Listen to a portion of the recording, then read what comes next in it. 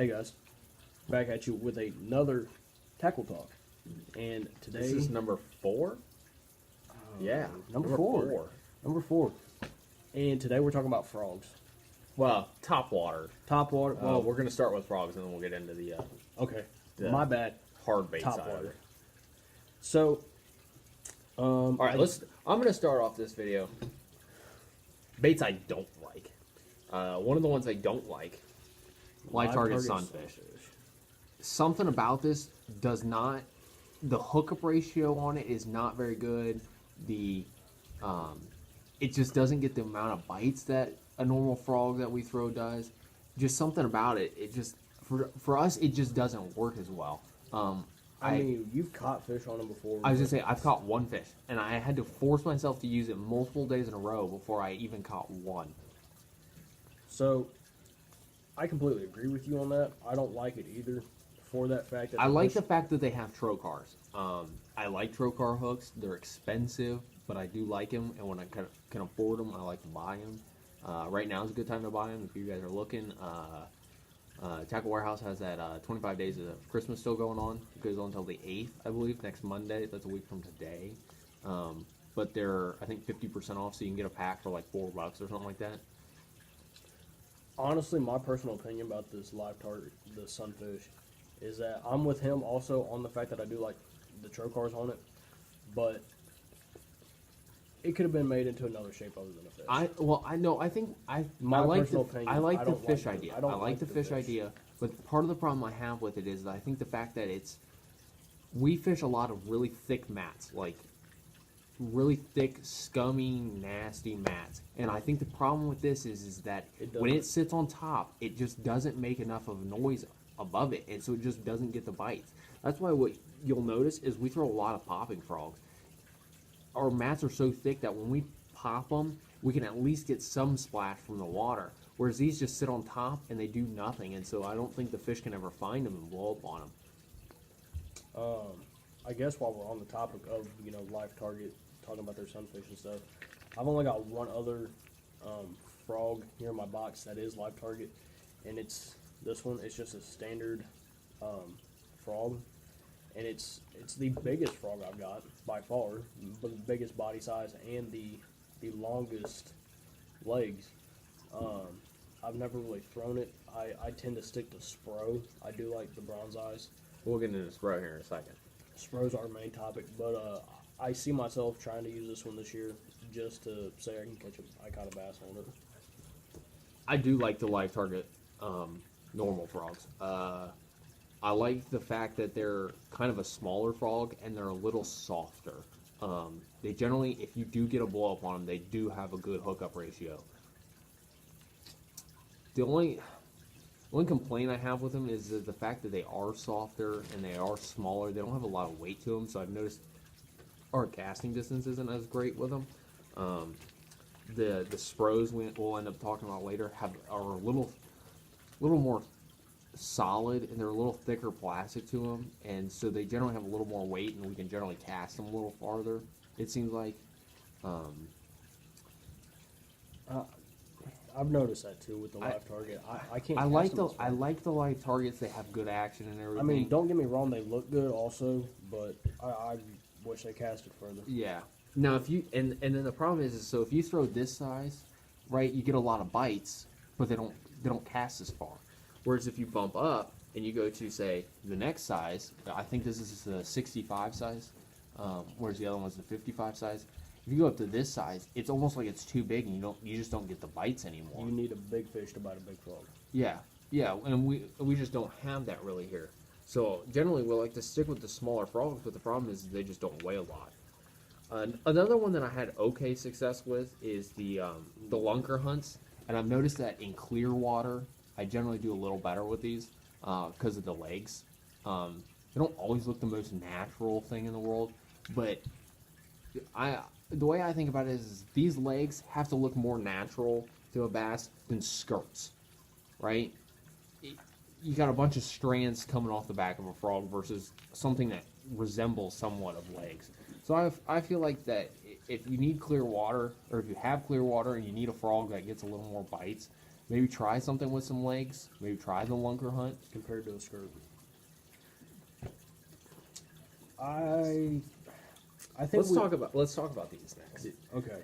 So next, it was the hardest frog for us to find because they just got into They stores. just got into stores. I got mine Black Friday. And I got mine last weekend. Yes, I got mine Black Friday. So, in the frogs we're talking about, obviously, if you guys can already see, The Teckle Sprinkler Teckles. frogs.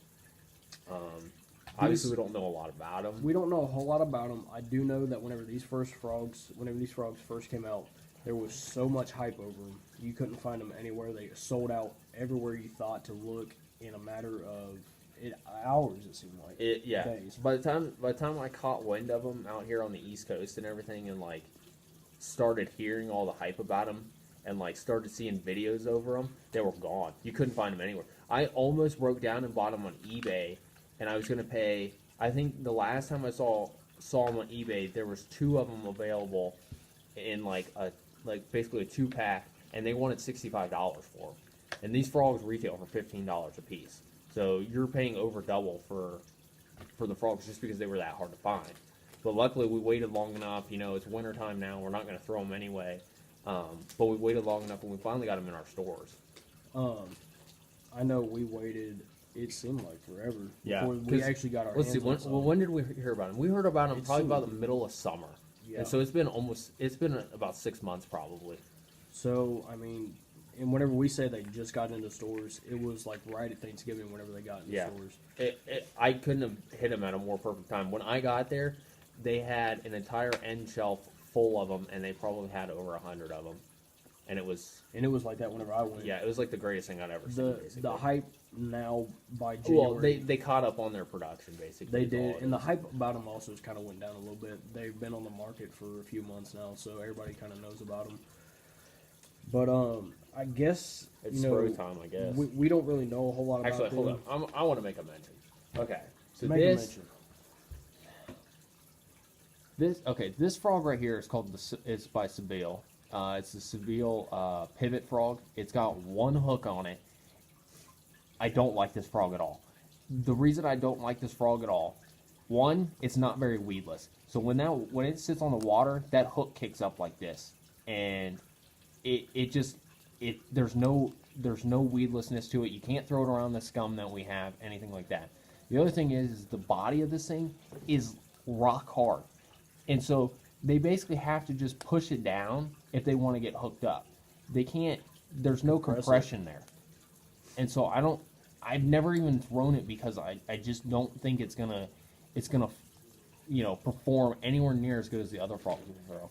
Honestly, to me, I like the skirt material and everything. It feels like it's got a nice light skirt to it and everything, and I like that it's weighted in the belly, like how normal frogs are. But I think this frog hook, this thing is like what I throw on my swim bait rod, my 8-foot heavy action swim bait rod. That it's that thick, and I just don't think it's gonna bury anywhere near as well as a normal frog hook would. honestly, that would not be my first choice of frog. I'd much rather pick up a Spro any day of the week than throw this. I'd take the sunfish over that, honestly.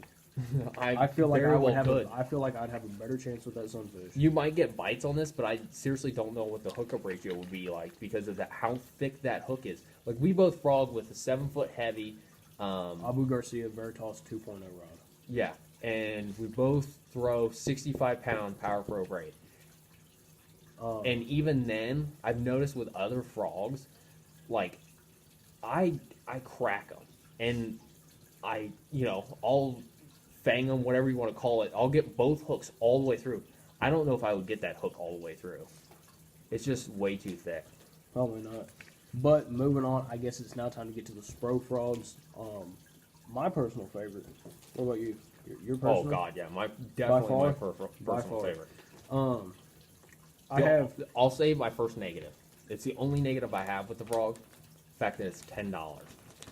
I feel like it is a little It's- overpriced. I feel like I'm paying for the name. It's around the competitor's price. You're gonna pay $8.99, $9, whatever for a live target and stuff. But the problem I have with it is it's hard to justify spending $10 for one frog when you can see a lunker hunt go on sale for $6-7 basically. So I don't have as many of them. You know, I have 3 of them, and one of them I found. It was hanging on a branch, and I was in my wader, so I went out and got it. But the 2 that I have, and you'll be able to see this up close. I'll take his frog and I'll compare it to mine. They got a ton of use this year, and you can tell. So you said you got 3. I have 3. He's got 3 Spro frogs altogether, and I have 9 I have total. 2 in the popping. I got like a sexy shad in a bluegill-ish pattern, and then I have 1 in the non-popping version and like a white. This is the one I found. I've got that exact same white frog myself in the walking. I've got, let's see, 1, 2, 3. I got 5 in the walking frog, and I got 3 popping regular size, and I've got 1. He just picked this up the other day. I picked this up. I think it's awesome. It's- I think for us at these pressured lakes, I think a little frog would do so much better than a big frog would. Here's the normal size Spro all black popping frog. This is the normal size you can buy. It's $10. I think it's the 55 millimeter size. I think it's I believe it is the general size for And then here's the here's the smaller one. So I mean, with us not having a lot of the big bass around here, I feel like this small one definitely is going to come into play. You want to let me see your bluegill one? I'll show them how much rash mine is. We've both got the same exact bluegill popping. Okay, so this is basically a brand new one. You guys can see. I'll try to block that glare. You guys can see all the paint on it and stuff. You can see what it originally looked like. This is what mine looked like after 1 season. You guys can see how it's like all scratched up. It's losing a lot of its paint. All the paint around the mouth basically has been worn off and stuff. And it's gotten to the point now where these are dented in. They're not supposed to be that far dented in, but it's just the plastic is so much softer now from all of the fish. But I've got, you know, all the basic colors. I've got the nasty shad in the walking. Like I said, I got the white as well. The nasty shad and the bluegill are probably my 2 favorite colors. I don't know. I've got this one. I think it's red. I don't remember the exact name of this one. I know It's kind of a brownish red, basically. I know, but the name is it's red something. I don't remember. I picked it up well over 5 months ago, so I've had it quite a while. You want 3 colors of frogs? Get the nasty shad, the bluegill, and then the all black, and then you're good. So get the bluegill in the popping. I recommend the popping. The nasty shad, I would say In the popping. as I would well. get all 3 in the popping. I've got this one in the walking just because I haven't really been able to find the nasty shad in the popping, and then all black. We used to, when our Gander Mountain was open, they sold the Spro frogs, so that's generally where we picked them up. But since they went out of business, it's a lot harder for us to get tackle. We have our local dicks, but it's a really small dicks, and the fishing department's literally like 3/2 of an aisle. Basically, it's terrible. And I've got this one. I kind of like to call it a unique color because I haven't been able to find it up here. It's this one. I don't know the exact color code they got for it, but That's the one you got down at Hilton Head, isn't I it? found this one in South Carolina. South Carolina. I threw it. I had a good number of blow-ups on it. One thing you guys will come to find out, especially coming here, you know, with frog season coming up, is I get a little antsy whenever I set the hook. I set it way too early. So I've had a lot of practice with them, so So I've trained myself pretty well to not react. I miss them because I'm used to out there fishing a Senko or something. So the first bite I feel I'm setting the hook, I'm not used to letting them take it. So I'm gonna work on that this year. With As I letting say, them every eat it. once in a while I yank it away, but generally I'm pretty good. This one's running a little long, so I think we're gonna extend this to a part 2. Part And two. you guys will see that probably in the next couple of days. Probably. So we'll get part 2 in, and then, you know, we'll just talk about the rest of the top water stuff. The other hard